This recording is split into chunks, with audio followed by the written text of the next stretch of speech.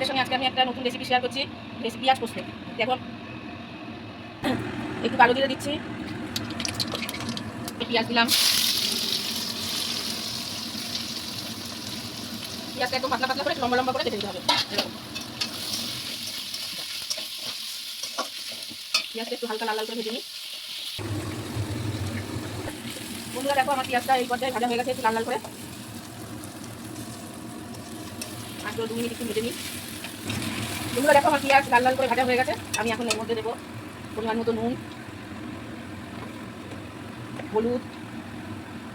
হলুদটা একটু অল্পই দেবো, কারণ পোস্ত দেবো তো, পোস্তর সাথে বেশি কড়া হলুদটা যায় না। সামান্য একটু মিষ্টি স্বাদ অনুযায়ী। আর দেবো লঙ্কা বাটা। তো তোমরা কেউ লঙ্কা বাটা না দিতে চাইলে কুচিয়েও দিতে পারো, তাতে কোনো সমস্যা নেই। আমার কাছে বাটা ছিল তাই আমি বাটাই দিয়ে দিলাম। দেখো আমি যা যা মশলা দিয়েছিলাম মশলাগুলোকে এবার ভালো করে কষিয়ে নিলাম।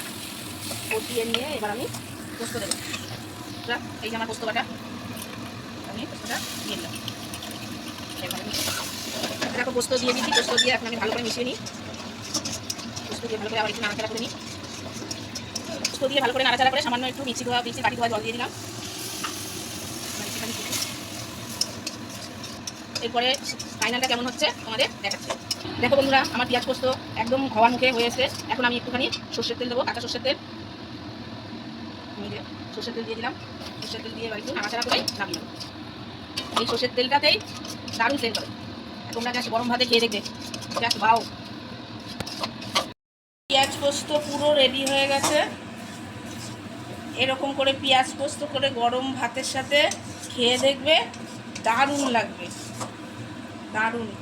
কে কে পেঁয়াজ পোস্ত খেয়েছো আর কেমন লেগেছে জাস্ট কমেন্টে জানাবে।